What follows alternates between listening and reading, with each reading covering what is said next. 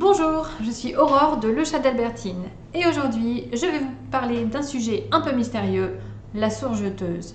Alors c'est vrai qu'on hésite souvent à l'acheter, une fois que c'est fait, il arrive qu'elle reste dans le placard pendant quelques mois parce qu'on n'ose pas la sortir et quand on l'a enfin déballée, on a toujours un peu d'appréhension parce qu'on ne sait pas trop sur quel bouton appuyer. Alors pour vous aider à vaincre vos peurs, je vous propose aujourd'hui mes meilleurs conseils pour enfin bien comprendre sa surjeteuse. A tout de suite. Et voici donc la fameuse surjeteuse. Alors la première chose à faire avant de démarrer, c'est effectivement d'apprivoiser l'enfilage. Parce qu'il faut bien comprendre que, on va dire que 80% des problèmes rencontrés avec la surjeteuse viennent simplement d'un enfilage qui n'est pas correct. Alors, quelques petits points d'attention. Lorsque vous faites un enfilage, n'oubliez pas que vous avez sur votre machine, il y a toujours un schéma qui vous explique dans quel sens remettre les différents éléments, dans quel ordre enfiler les fils, parce qu'il y a un ordre d'enfilage qui est important. Et n'oubliez pas tout simplement de suivre les petits repères de couleurs qui vous indiquent pour chaque fil où passer dans la machine. Voilà. Ce qui est très important également, je vais y venir, c'est de bien passer entre les disques de tension. C'est-à-dire que le fil qui est là doit passer, vous avez deux disques qui permettent de faire la tension. Et il est important de bien contrôler que vous passez entre les disques et que votre fil, il est bien enclenché au fond de la rainure. Parce qu'en fait, si votre fil il n'est pas bien positionné ou pas enclenché, en fait, vos disques de tension ne servent à rien et du coup, votre enfilage n'est pas correct. Si, lorsque vous enfilez votre machine, vous utilisez la technique des nœuds, c'est-à-dire que vous coupez votre fil un peu plus haut, vous faites un nœud pour assembler, je vous conseille en fait de descendre la tension des disques à 0, de manière à ce que votre nœud ne risque pas de se défaire en passant entre les disques, tout simplement. D'une manière générale, lorsque vous constatez des difficultés ou des problèmes, n'insistez pas trop en faisant du bricolage, parce que c'est vrai qu'on a toujours la flemme de réenfiler sa surjeteuse. Et en réalité, ce qui se passe, c'est que souvent, on y passe beaucoup plus de temps à essayer de remettre quelque chose en place plutôt que de tout désenfiler et de tout refaire au propre. D'expérience, croyez-moi, il vaut mieux tout enlever et tout repartir de zéro.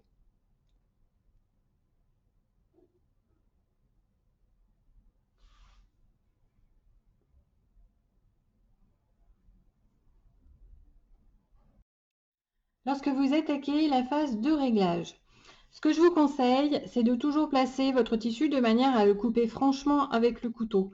En fait, de cette façon, vous êtes certain que ce n'est pas les difficultés que vous aurez à régler ne viennent pas de votre placement de tissu ou de la manière dont vous le manipulez. En fait, là, c'est le couteau qui fait foi quelque part. Et donc, ensuite, en ligne droite, de cette manière, vous êtes sûr que si vous êtes par exemple trop loin du bord du surfil, c'est pas parce que vous avez tiré sur le tissu. Donc, on y va franchement, un bon coup. Voilà. Donc, quand on coupe, on laisse toujours quelques centimètres. Et puis après, on va pouvoir commencer à faire des observations sur le réglage de notre surfil.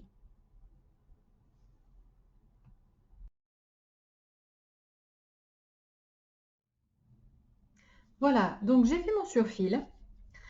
Et bon, évidemment, hein, pour l'expérience, là, le réglage est correct.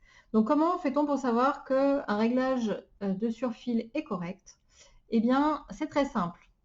Votre fil d'aiguille, qui est celui qui fait les petits pointillés en bas, donc qui est ici en blanc sur mon échantillon, doit faire en fait un point bien droit, comme on observerait à la machine à coudre standard. Il ne doit pas dépasser ou faire des boucles sur l'envers ni sur l'endroit. Donc voilà, quand la tension est bien réglée, c'est ce qu'on observe. Pour ce qui est du boucleur supérieur et du boucleur inférieur, donc qui est la partie équivalente sur l'envers.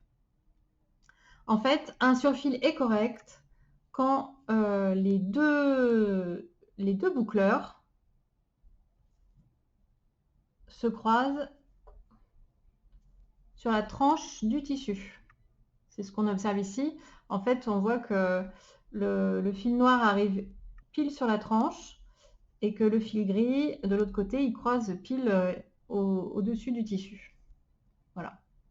Donc ça, c'est un surfil qui est correctement réalisé. Donc maintenant, si je continue sur la partie réglage. Déjà, je vais commencer par le cas où vous avez un problème d'enfilage, c'est-à-dire un enfilage qui n'est pas conforme.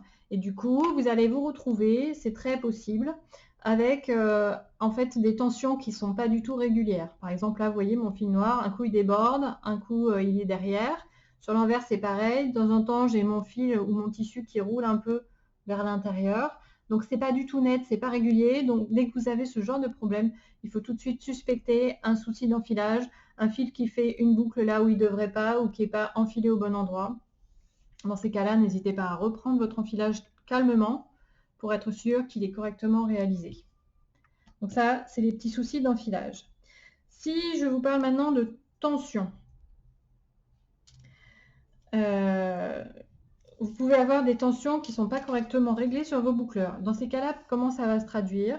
Eh bien, par exemple, ici, mon boucleur supérieur, donc qui est le fil gris, qui est sur le dessus, il se retrouve complètement détendu, et tellement la boucle est grande qu'en fait, elle arrive complètement derrière. Donc, selon les écarts de tension, ça sera plus ou moins important.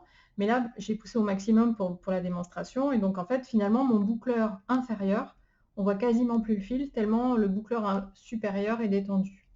Donc ça, c'est un problème de tension sur le boucleur supérieur.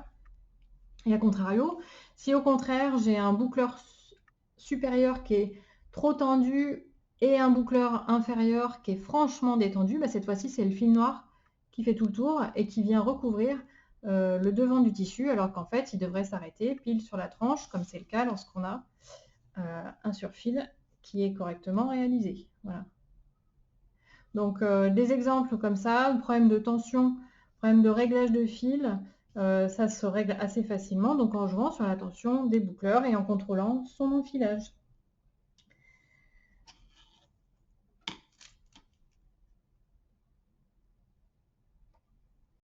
En fonction du tissu, n'oubliez pas également qu'il faut contrôler la longueur de votre pointe, c'est-à-dire en fait la distance entre les boucles. Par exemple, voici un surfil qui est correct, c'est-à-dire que les boucles sont régulièrement espacées, mais ne laissent pas échapper de tissu sur l'extérieur, ce qui évite d'avoir des effilochures qui vont être disgracieuses. En fonction de la fluidité de votre tissu, vous pourrez être amené à soit réduire, soit augmenter le point. Faites attention au tissu fluide. Si vous faites un point trop serré, comme par exemple, voilà ce que j'ai fait là, j'ai un point très très serré qu'on réservera plutôt quand on voudra faire du rouloté. Si vous utilisez des points trop serrés sur des tissus fluides, vous risquez de le faire gondoler, de le déformer. Donc, ce n'est pas du tout l'effet voulu. A contrario, si vous faites un surfil trop espacé par rapport à votre tissu, en fait, il va s'échapper des boucles et on voit que ça fait des bords pas très nets qui ont tendance à sortir du surfil et donc on voit des petites effilochures ou des choses qui ne sont pas super propres. Voilà, on voit que ça commence à s'effilocher. Donc, il faut toujours refaire ces essais de réglage parce que ce n'est pas parce que sur un tissu ça fonctionne que ça fonctionne nécessairement sur les autres.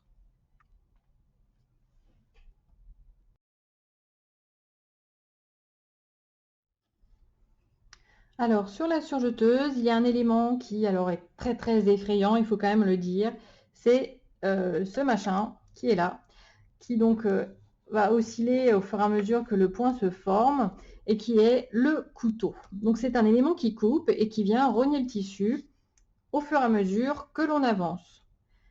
Et du coup, cet élément, il va falloir régler sa position car les machines permettent de le faire.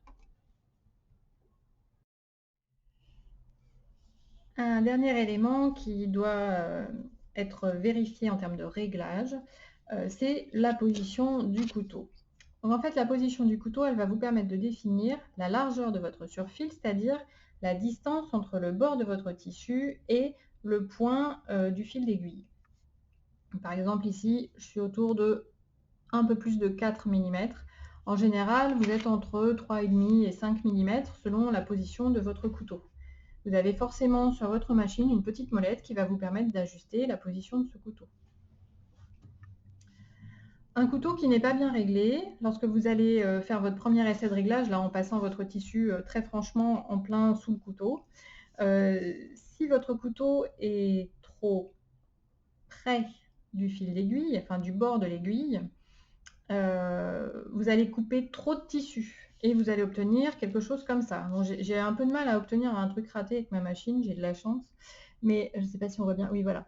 Donc là, vous voyez, les boucles du surfil vont plus loin que le bord du tissu. Donc ça, c'est le cas d'un couteau qui n'est pas bien positionné.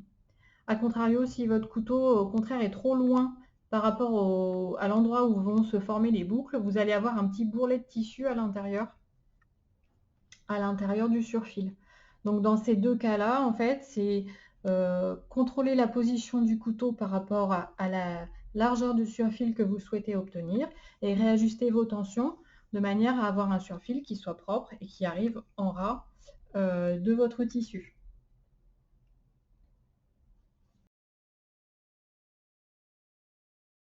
Ce qu'il ne faut pas oublier, c'est qu'un réglage se fait à chaque fois qu'on change de tissu. Parce que simplement, les tissus ont des comportements différents selon leur poids, selon leur épaisseur, selon leur fluidité. Et donc, vous pouvez obtenir des résultats complètement différents sur deux tissus avec un même réglage. Donc, il est important à chaque nouveau projet de refaire quelques essais sur des chutes pour contrôler le réglage. N'oubliez pas aussi de bien vérifier que votre aiguille n'est pas abîmée. On n'y pense pas, mais c'est comme sur une machine à coudre, une aiguille de surjeteuse, ça se change régulièrement, surtout si vous constatez qu'elle est émoussée. J'en profite pour vous montrer comment on fait les finitions sur un surfil.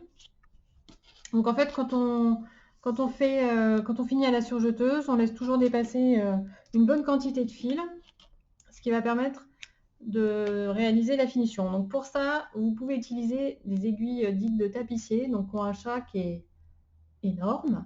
Et c'est très intéressant parce que ça permet de passer tous les fils en un seul coup. Et puis en les tirant, ça arrive très bien. Alors évidemment, comme je vais vous montrer, ça ne marche pas. Voilà. Donc, ensuite, sur l'envers, parce qu'on laisse pas, on rentre pas ses fils sur l'endroit, sinon c'est pas joli. Vous passez votre aiguille sur quelques centimètres à l'intérieur de votre surfil. Et vous tirez votre aiguille. Voilà, comme ça, le fil passe à l'intérieur. Il ne risque pas de s'échapper. Vous n'avez plus qu'à recouper au ras. Et voilà, c'est terminé. Comme ça, vous avez quelque chose de bien net sur l'endroit qui ne risque pas de s'en aller. Et vous avez un surfil qui est bien protégé à l'intérieur.